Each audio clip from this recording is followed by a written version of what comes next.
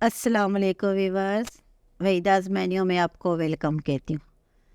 Viewers, ज़्यादातर हम सूजी का हलवा बनाते हैं। आज मैं आपके साथ मैदे का हलवा शेयर करूँगी। थोड़ा चेंज होगा, मज़ेदार होगा और इंशाल्लाह आप मेरे साथ इसको देखिए, बनाएं और एंजॉय करें। सबसे पहले मैंने 1.5 कप मैदा लिया है। इसको अच्छी तरह छाना है। छानने के बाद इसको मैं 1.5 लीटर पानी डाला है। अब मैं इसको बहुत अच्छी तरह इसके अंदर मेल्ट कर रही हूँ कि बड़े बाउल में डाल के इसको मैंने डाम के रख दिया है। तकरीबन 4 घंटे तक मैंने इसको छोड़ दिया। जब मैदा नीचे बैठ गया, उसका पानी जो है ऊपर बिल्कुल सफ़ेद आ गया। अब मैंने आराम से सारा पानी निकाल दिया। अब इसको मैं अच्छी तरह मिक्स कर रही हूँ। अब इसमें मैं 1 कप पानी डालूँगी। 1.5 कप मैदा है, 1 कप पानी डालूँ क्योंकि ये पहले से भिगोया हुआ था तो कुछ ये लिक्विड था। अब मैंने 1.5 कप ही ऑयल लिया, 1.5 कप चीनी लूँगी। अपनी चमचमाती कढ़ाई में मैंने ऑयल को डाल दिया है। अब उसमें चीनी डाल दिए। यहाँ आपने याद रखना है कि चीनी जब हम इसमें डालेंगे, हमने अपनी फ्लेम को स्लो रखना है, मीडियम से भी कम रखना है। ज़रा सी भी फ्लेम आपसे थोड़ी ज़्यादा होगी तो आप इसको 1 मिनट भी लेट नहीं कर सकते, फिर आपसे संभाला नहीं जाएगा और फिर आप कहेंगे कि ये हलवा जो है वो कड़वा है। मैं आपको बताऊंगी कि कड़वाहट किस जगह पैदा होती है। मैं एक क्लिप दिखाऊंगी, चीनी से धुआं निकल गया तो आप समझ जाएँ कि अब ये कड़वा हो गया। इसलिए फ्लेम को हल्का रखना है। चीनी हमारी मेल्ट हो रही है, कलर गोल्डन आ गया है। इसमें बहुत एहतियात से आपको यहाँ पानी डालना होगा। ढक्कन अपने हाथ में रखें और 1 कप पानी डालें, फ़ौरन ढक्कन दे दें क्योंकि ये इतना ज़्यादा उठता है कि फिर थोड़ा डेंजरस हो जाता है। या आप देखें, ये ज़्यादा तेज़ आंच है।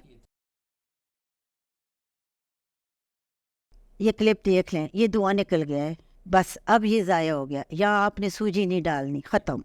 ये आपको मैंने दूसरा क्लिप दिखाया। अगर आप जलती हुई कढ़ाई में जिसमें से शोले निकल रहे हैं चीनी में से, अगर आपने उसमें सूजी डाल दी तो वो कड़वा होगा। वापस आए।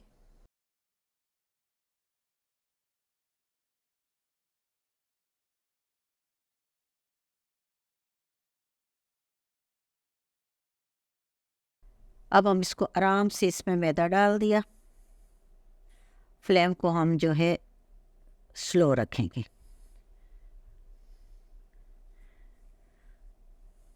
ऐसे ऐसे चम्मच हिलाते जाएंगे, ये गुठलियाँ बनती जाएंगी और हम इनको साथ साथ गुठलियों को तोड़ते जाएंगे। मेल्ट करेंगे इसको चम्मच से अच्छी तरह। ये देखें,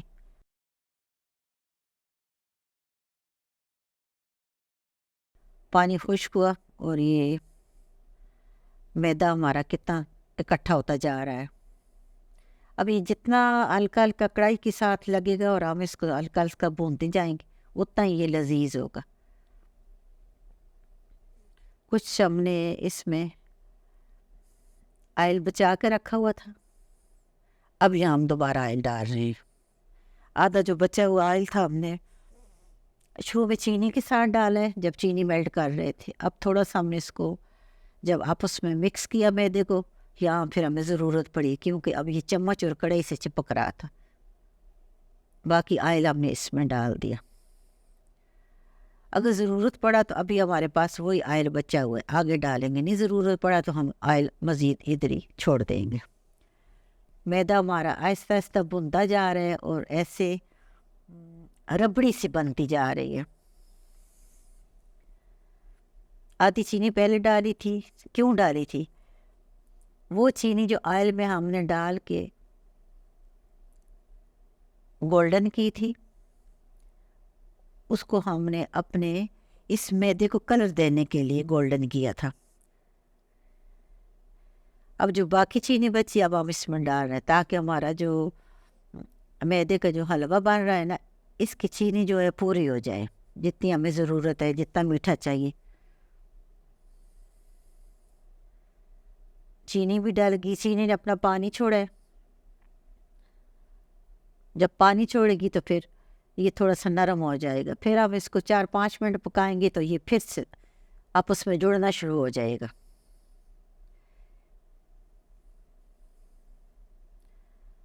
व्यूअर्स, मेरे चैनल को लाइक करें, शेयर करें। अगर आपको मेरी रेसिपी पसंद आती है तो प्लीज़ उसे आगे शेयर करें। आपसे रिक्वेस्ट है कि जब भी आप कोई भी मेरी रेसिपी देखते हैं तो आप लाइक करना और कमेंट्स करना भूल जाते हैं। व्यूअर्स, ये देखिए, इसका सारा घी निकल आया है। जितना हमने मैदे में घी डाला था इतना हमने उसको भूना है कि घी जो है सारा बाहर निकल आया। अब हम इसे डिश आउट कर रहे हैं आपके सामने।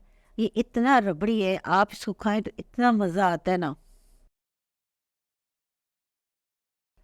वीवर्स, वेदास मेन्यू में अल्लाह हाफिज़। जहाँ रहो खुश रहो, खुशियाँ आपका मुकद्दर बने। अल्लाह हाफिज़।